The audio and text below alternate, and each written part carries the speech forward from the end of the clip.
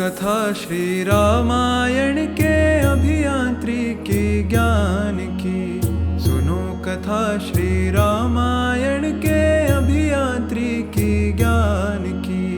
वाल्मीकि के लिखे हुए इस प्राचीन विज्ञान की। आओ इसको हम पढ़ाएं, विश्व गुरु भारत को बनाएं। रखे सहेज धरोहर को, ज्ञान भी दे संसार को। कथा है ये श्री रामायण के अभियांत्रिकी ज्ञान की। अभियांत्रिकी ज्ञान की, अभियांत्रिकी ज्ञान की।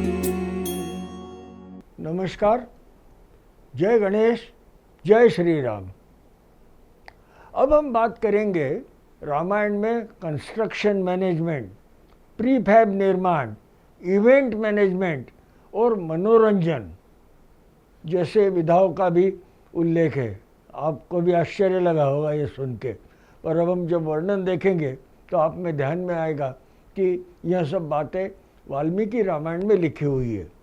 जंगल में जाने का मार्ग तैयार हो जाने पर भरत अपनी समस्त सेना अर्थात हाथी, घोड़े, रथों सहित वहाँ उपस्थित थे और समस्त अयोध्या वासियों के विशाल जन समुदाय के साथ नवनिर्मित राजमार्ग पर निकल पड़े।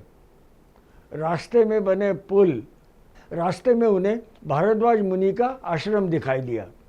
भरत अपने सभी साथियों को वहीं छोड़कर कुछ चुनिंदा लोगों के साथ ऋषियों के दर्शन करने के लिए आश्रम में गए। भारद्वाज मुनि ने पहले जांच की और जब निश्चित हो गए कि भरत के वन में आने का उद्देश्य क्या है, तो भारद्वाज मुनि ने उनका स्वागत किया और पूछा कि वह इतने कम लोगों के साथ क्यों आए हैं, बाकी सब लोग कहाँ हैं। इस पर भरत ने कहा कि हमारी सेना और समस्त अयोध्यावासी मिलकर एक विशाल जन समुदाय है और उन्हें इसलिए नहीं लाया गया क्योंकि इससे आश्रम को परेशानी होती। इस पर ऋषि ने आदेश दिया कि यदि वह उनका सत्कार भी करना चाहते हैं तो हमें उन सभी को आमंत्रित करना चाहिए। मुनि ने विश्वकर्मा से इतने बड़े समुदाय के लिए एक रात ठहरने और भोजन की व्यवस्था करने की योजना बनाई। इंद्र के साथ साथ यम, वरुण, कुबेर का भी आह्वान किया और उन्हें कई अन्य देवी देवताओं को कार्य सौंपा गया। आगे आने वाले विवरण एक तरह से बिल्कुल उसी से मेल खाता है जिसे आज हम कंस्ट्रक्शन मैनेजमेंट, प्रीफैब कंस्ट्रक्शन कहते हैं। वर्तमान समय में हमने कुछ ही घंटों में 20 मंजिल इमारत बनने का विवरण पढ़ा है। इसके अलावा एक इवेंट मैनेजमेंट कंपनी की तरह बहुत कम समय में कुछ ही घंटों में एक बड़े समुदाय की अच्छी सेवा की गई। इतने बड़े समुदाय के लिए आवास की व्यवस्था करने के लिए समतल भूमि की आवश्यकता होती है। अतः 20 किलोमीटर बाय 20 किलोमीटर अर्थात 5 वर्ग योजन भूमि समतल की गई। इस पर अच्छी गुणवत्ता की घास बिछाई गई। हम केवल अनुमान ही लगा सकते हैं कि इतने बड़े काम को कुछ घंटों में करने के लिए कितनी तकनीक और मशीनरी की आवश्यकता होगी। सभी सैनिकों और नगरवासियों के रहने के लिए 4 कमरों के घर तैयार किए गए थे। हाथियों और घोड़ों के लिए अस्तबल बनाए गए थे जिसमें अनाज, घास, चारा आदि सब थे। राज परिवार के लिए एक विशाल 7 मंजिला खूबसूरती से सजाया गया महल बनाया गया था। महल में शयन कक्ष, बैठक कक्ष, वाहन रखने के लिए अलग अलग स्थान थे। महलों के द्वार सुंदर और सजाए गए थे। भवन में अनेक प्रकार के रत्नों से मंडित एक दिव्य सुंदर राजसिंहासन भी था। जल आपूर्ति के लिए सभी नदियों को बुलाया गया। सभी के लिए एक शानदार भोजन की व्यवस्था की गई जिसमें विभिन्न व्यंजन, पंच पकवान, फल और सोमरस अर्थात सूरा भी शामिल थे। सबका मनोरंजन करने के लिए 20,000 अप्सराएं भी आई। उन्होंने अपने नृत्य से सभी को मंत्रमुग्ध कर दिया। भरपूर मात्रा में सुरा की व्यवस्था की गई थी। कुंडों में, जिसे आज हम तंदूर के नाम से जानते हैं, पकाए गए हिरण, मोर और मुर्गियों के साफ मांस के ढेर लगाए गए थे, जिसका सेवन करके अधिकांश सैनिक नशे में धुत हो गए थे। सारी रात कितने प्रसन्न मन से, संतुष्ट मन से बिताने के बाद भरद्वाज मुनि से विदा ली और जहाँ राम, लक्ष्मण, सीता जी रह रहे थे, वे चित्रकूट पर्वत की ओर जाने लगे। आपकी जानकारी के लिए वाल्मीकि रामायण में अयोध्या कांड में सर्ग 91 श्लोक संख्या 2 से 83 का अनुवाद अब मैं प्रस्तुत कर रहा हूँ। यह सुनकर भरत ने उनसे कहा, मुने, जिस प्रकार वन में मेहमान नवाजी संभव है, उसी प्रकार पद्य, आद्य और फल आदि देकर आपने ऐसा किया है।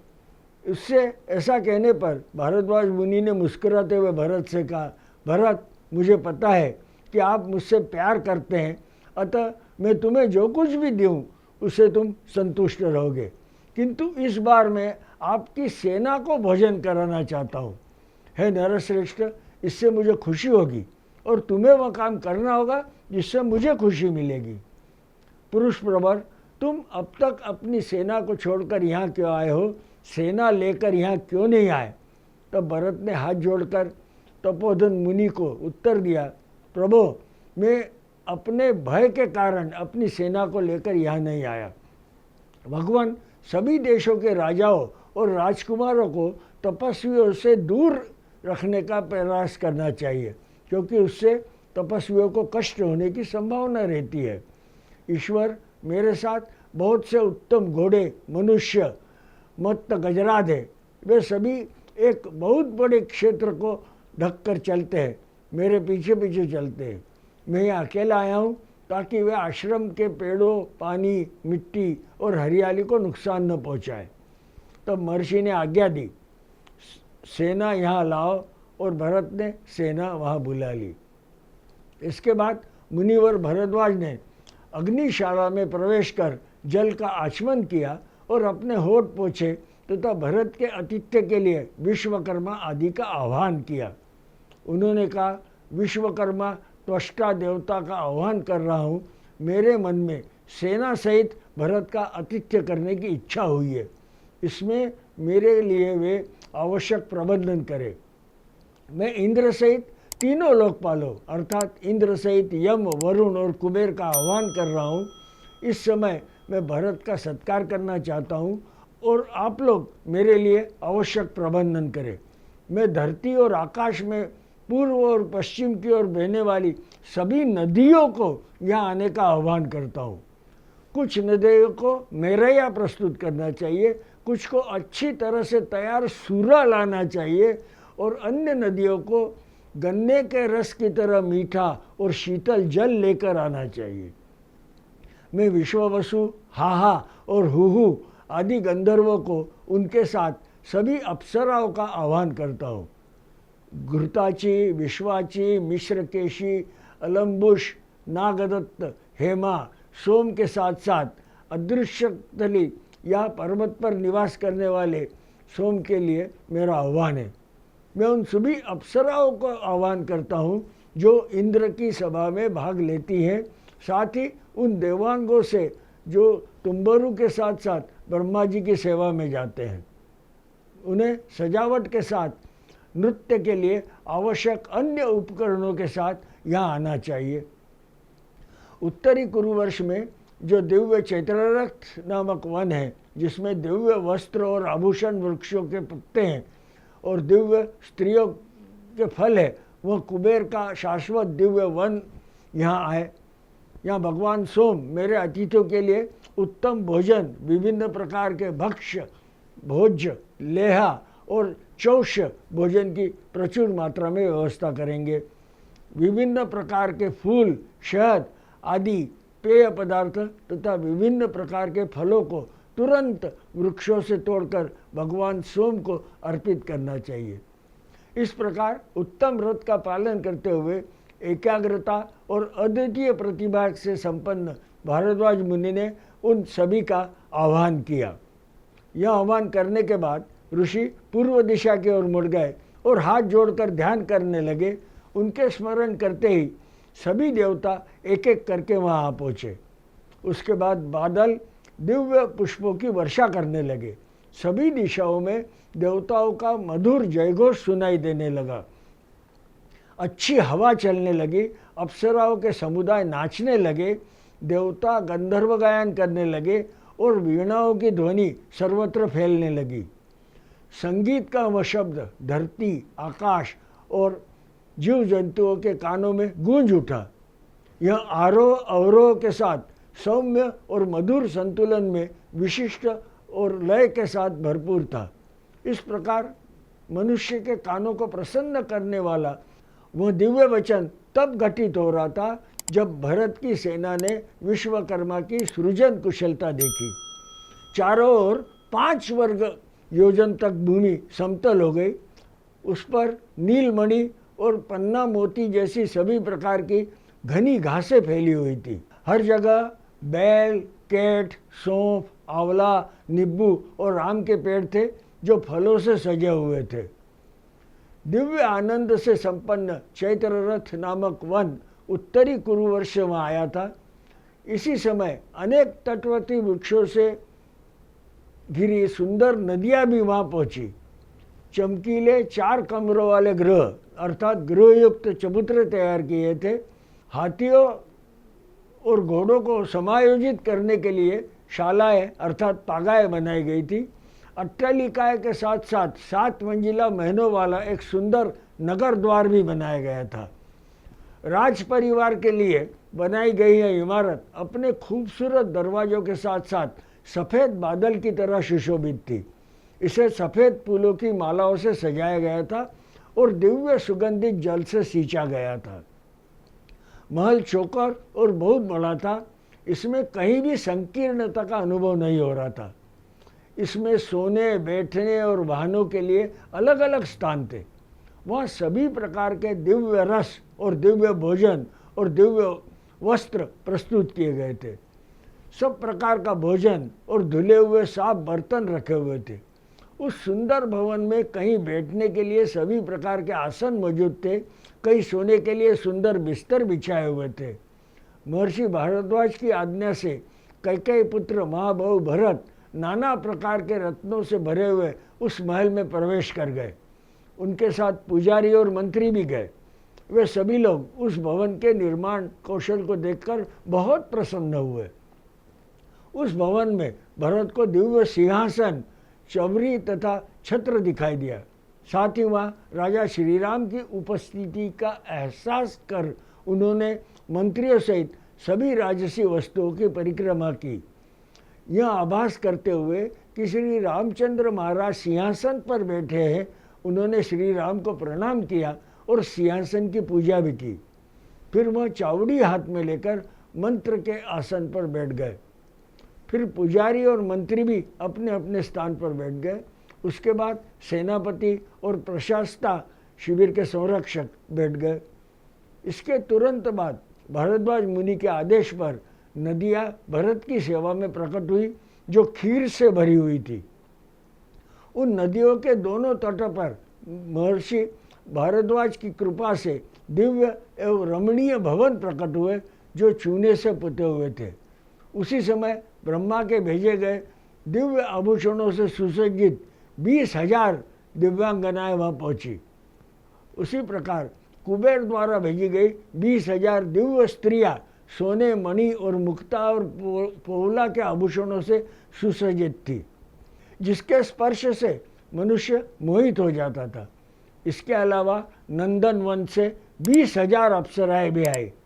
नारद, तुम्बरु और गोप अपने प्रकाश से सूर्य के समान चमक रहे थे। ये तीनों गंधर्व राजा भरत के सामने गान करने लगे। चारों अप्सराएं अलम्बुषा, मिश्रकेशी, पुंडरीक और वामन राय ऋषि भारद्वाज के आदेश से भरत के पास नृत्य करने लगी। देवताओं की वाटिका और चैत्र रथ वन में जो पुष्प है, वे महर्षि भारद्वाज के तेज से प्रयाग में प्रकट होने लगे। भारद्वाज मुनि के तेज से बेला वृक्ष मृदंग बजाने लगे बहेड़ा वृक्ष शाम्य नामक ताल देने लगे और पीपल के वृक्ष वहाँ नृत्य कर रहे थे। इसके बाद देवदार, ताल, तिलक और तमाल नामक वृक्ष कुबड़े और बोने बन गए और बड़े आनंद से भरत की सेवा में उपस्थित हुए। शीशम्पा, आमलकी और जम्बू जैसे स्त्री वृक्ष, साथ ही मालती, मल्लिका और जति जंगल की लताएं एक स्त्री का रूप धारण करके भारद्वाज मुनि के आश्रम में आई। वे भरत के सैनिकों को पुकार पुकार कर कहने लगी, मधुपान का करने वाले लोगों, लो लो, तुम से जो भी भूखे हो वे खीर खाए, जो परम पवित्र फल दिए गए उसका आनंद उठाए, जिसकी जैसी इच्छा हो वैसा भोजन करना चाहिए। नदी के सुंदर तट पर 7-8 युवतियाँ एक एक पुरुष को स्नान करा रही थी। बड़ी बड़ी आँखों वाली सुंदर रमणी अतिथियों के पैर दबाने के लिए आई थी। वह उनके भीगे हुए अंगों को वस्त्रों से पोंछकर शुद्ध वस्त्र धारण कराती थी और स्वादिष्ट पेय, दूध आदि पिलाती थी। फिर विभिन्न वाहनों की सुरक्षा के लिए नियुक्त लोगों ने हाथियों, घोड़े, ऊँटों और बैलों का अच्छी तरह से अनाज, घास, चारा आदि खिलाया। इक्ष्वाकु वंश के महान योद्धाओं की सवारी के लिए इस्तेमाल किए जाने वाले रथों को महाबली वाहन रक्षकों, जिन्हें सेवा के लिए महर्षि द्वारा नियुक्त किया गया था, प्रेरित किया गया था और उन्हें गन्ने और शहद खिलाया जा रहा था। घोड़ा पालकों में से मुतद्दरों को अपने घोड़ों के साथ, हाथी पालकों को अपने हाथियों का कोई पता ही नहीं था। सारी सेना वहाँ हर्ष और उल्लास की स्थिति में लग रही थी। समस्त अभिष्ट भोजन से तृप्त होकर अप्सराओं का समागम प्राप्त करके लाल चंदन से लेप लगाए हुए वे सैनिक इस प्रकार बोलने लगे, अब हमें अयोध्या नहीं जाएंगे, दंडकारण्य भी नहीं जाएंगे, सकुशल रहे भरत, जिनके कारण हमें इस पृथ्वी पर स्वर्ग का सुख प्राप्त हुआ है। श्री रामचंद्र भी प्रसन्न हो। इस प्रकार पैदल सेना के सैनिक, साथी, हाथी और घुड़सवार, गजदल और घुड़सवार सेना के सैनिक और मुतद्दर और महाबत आदि उस सम्मान को प्राप्त करके स्वच्छंद हो गए और इस प्रकार बोलना शुरू कर दिया कि भरत के साथ आए हुए हजारों लोग उस स्थान का वैभव देखकर मानो अपना सुख भूल गए हो और जोर जोर से कहने लगे, यह स्थान स्वर्ग है। हजारों सैनिक फूल मालाएं पहने हुए नाचते, हंसते, गाते और चारों दिशाओं में दौड़ने लगे। उस स्वादिष्ट अमृतुल्य भोजन को खाने पर भी उन दिव्य खाद्य पदार्थों को देखकर उसे पुनः पुनः भोजन करने की इच्छा हुई थी। सेवक, दासियों, सैनिकों की पत्नियां और सैनिक सभी नए वस्त्र पहने हुए थे। इस तरह वे बहुत खुश थे। हाथी, घोड़े, गधे, ऊँट, बैल, मृग, पक्षी भी वहाँ पूर्णतः तृप्त थे। अतः किसी को भी किसी वस्तु की इच्छा नहीं हुई। उस समय ऐसा कोई मनुष्य नहीं दिखाई देता था जिसके वस्त्र श्वेत न हो, या जो भूखा हो, या जो गंदा हो, जिसके बाल धूल से सने हो।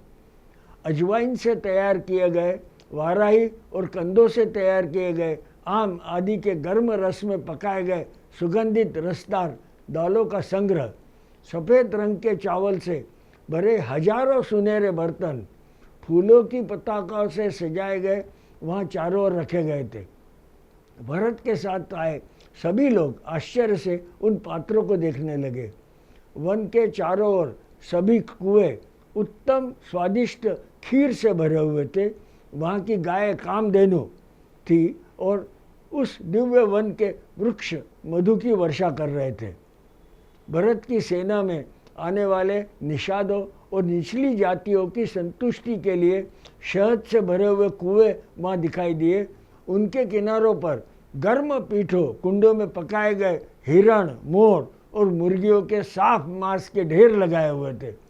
वहाँ हजारों सोने के भोजन पात्र, लाखों खाना पकाने के बर्तन और लगभग 1 अरब थालियों का संग्रह था।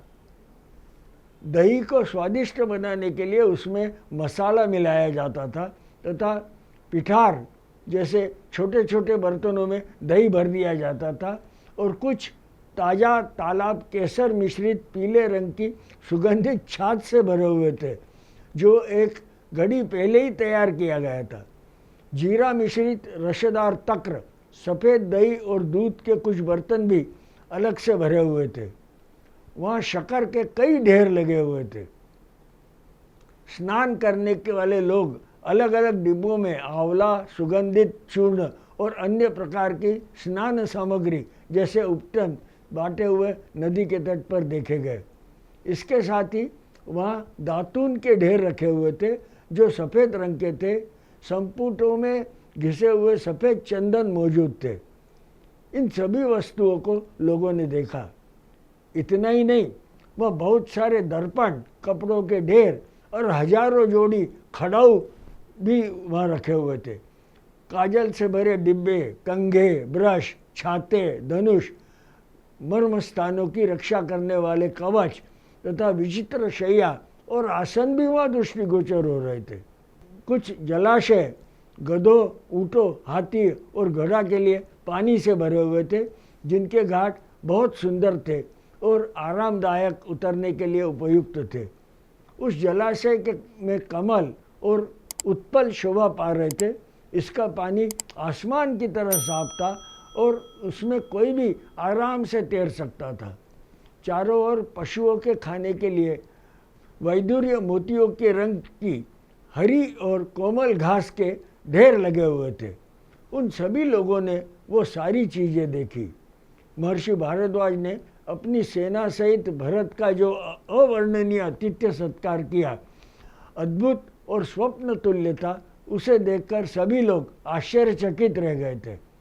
जिस प्रकार देवता स्वर्ग में विचरण करते, उसी प्रकार उन लोगों ने भारद्वाज मुनि के सुंदर आश्रम में खूब खेलकूद और मनोरंजन का आनंद लेते हुए वह रात बड़े आनंद से बिताई।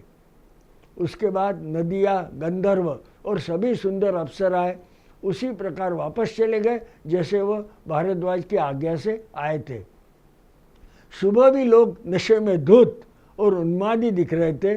उनके शरीर पर दिव्य अगरू चंदन का लेप दृष्टिगोचर हो रहा था। मानव उपभोग के लिए लाई गई विभिन्न प्रकार की दिव्य मालाएं भी उसी अवस्था में बिखरी हुई थी। इस तरह एक रात्रि का विश्राम करके भरत ने सभी साथियों और सेना के साथ चित्रकूट के लिए प्रस्थान किया। धन्यवाद।